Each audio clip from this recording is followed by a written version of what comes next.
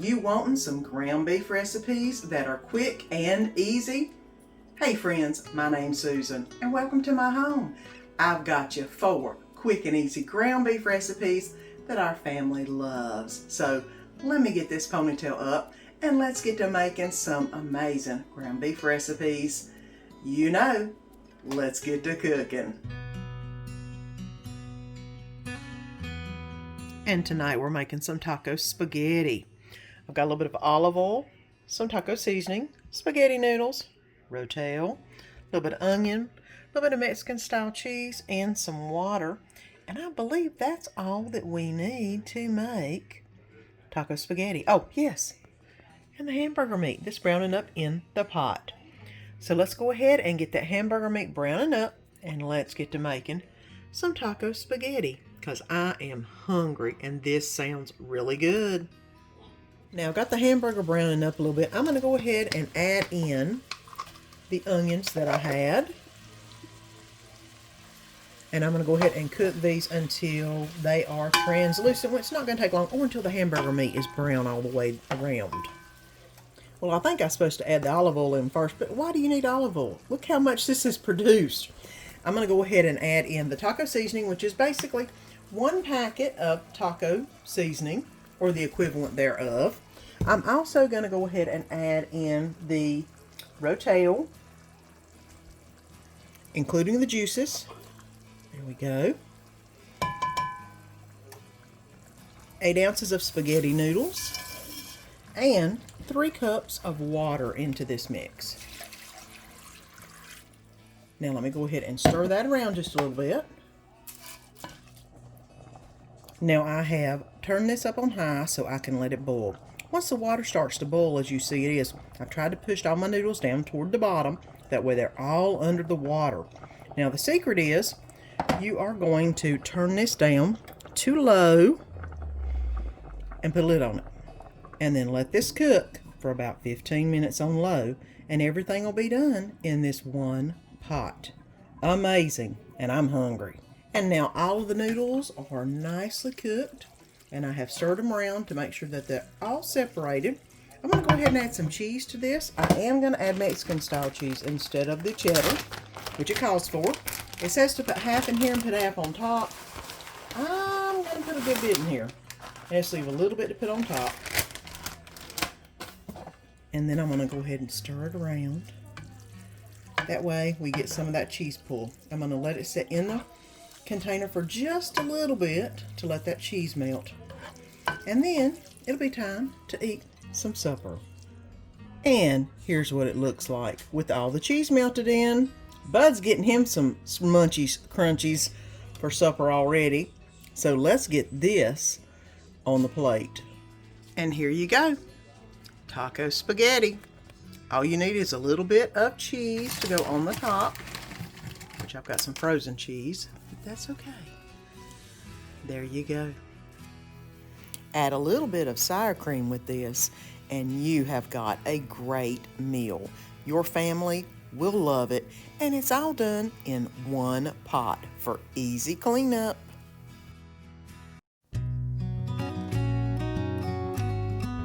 And it's time to make some supper, guys. And we are going to be making some taco chili.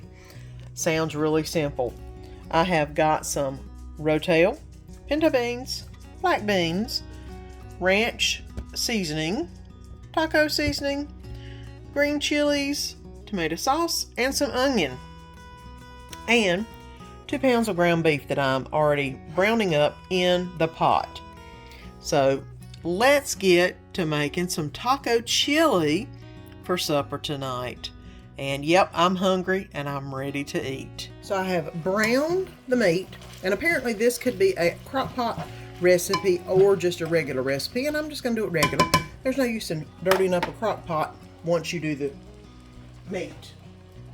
I have got the black beans and the pinto beans that are rinsed and drained, and I'm also going to add in both cans of the rotel, which of course is the Mexican style lime and cilantro, my favorite. The can of green chilies, the 8 ounces of tomato sauce, 1 onion, or the equivalent there as of, some ranch dressing mix, and of course, taco seasoning. You can't have it without this taco seasoning. About as much as 1 packet. I'm going to go ahead and stir this around. Are you enjoying this video? If you are, then how about pressing that button down below and subscribe? And don't forget to ring that bell and press the all notification so you don't miss any of the good food and fun. And I'm going to go ahead and turn this on low for about 30 minutes and see how it looks. Like I said, this is more of a crock pot meal, but everything is pretty much cooked already. It just needs to basically cook in the pot and let loose some of its juices. So I've got this on about a 2, and we're going to let it get about 30 minutes in and see what it looks like. And this is cooked for about 45 minutes. I took a taste of it. It isn't as spicy as I would have liked it, but it tastes good. It's just not as spicy. I'm going to do a little round of adobo. Y'all know me in the adobo. And I think I'm going to put a little bit of something else on it when I get it out of the pot. Now I've gone ahead and got a serving out. I'm going to go ahead and put a little bit of taco seasoning in it. Like I said, it was good, but it needed a little bit more spice for my liking.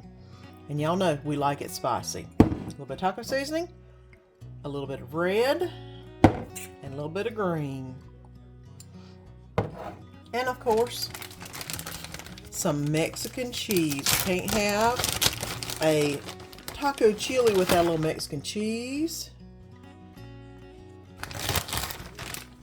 And a little bit of sour cream. Because you know, I love my sour cream.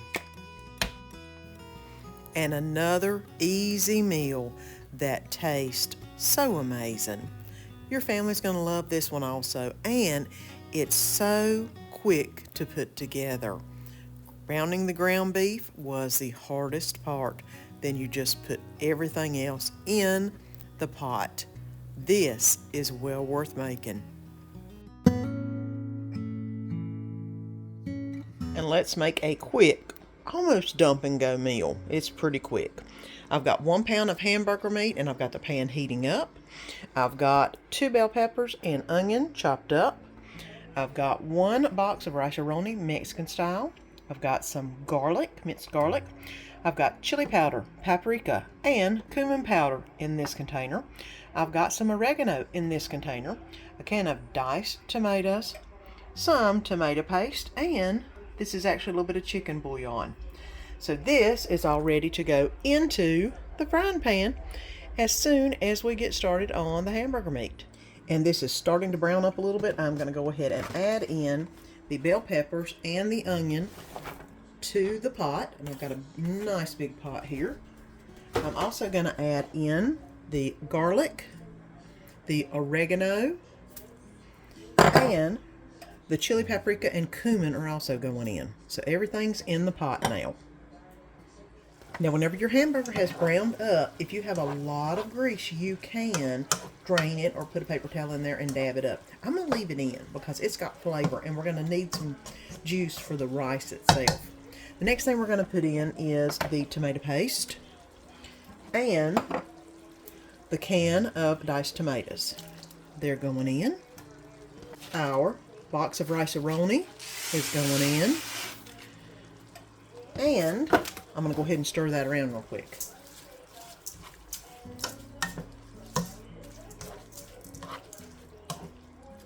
The liquid in that tomato will help cook the rice. Plus, we're going to add a little bit more liquid here in just a second. I'm going to go ahead and put the packet of Mexican flavoring, Mexican style flavoring that is, into the rice and stir that around also.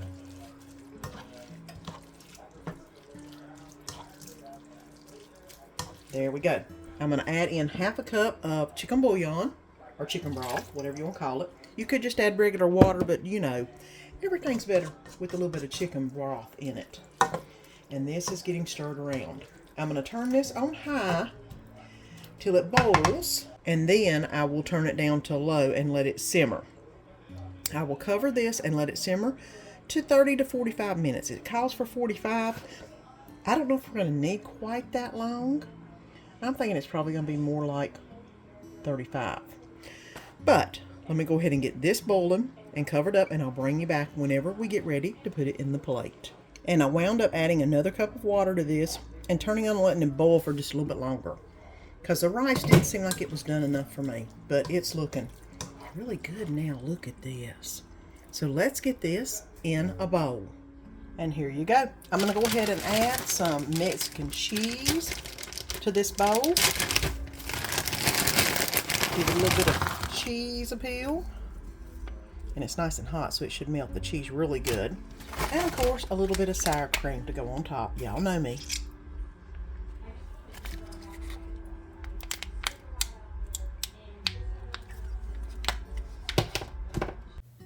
Don't forget to add that extra water. It did make a difference.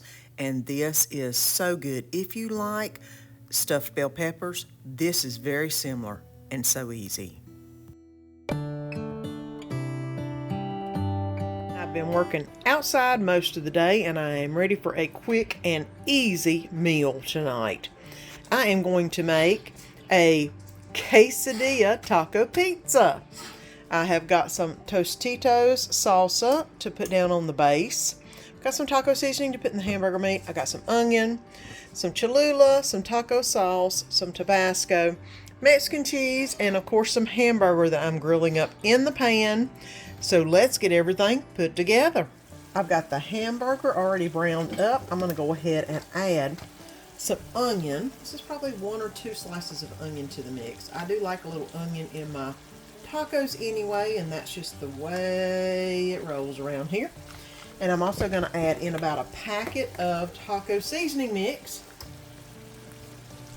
And I'm also going to add a little bit of water to go with that. You just want enough to where the hamburger meat is going to be in the water and absorb all the seasonings.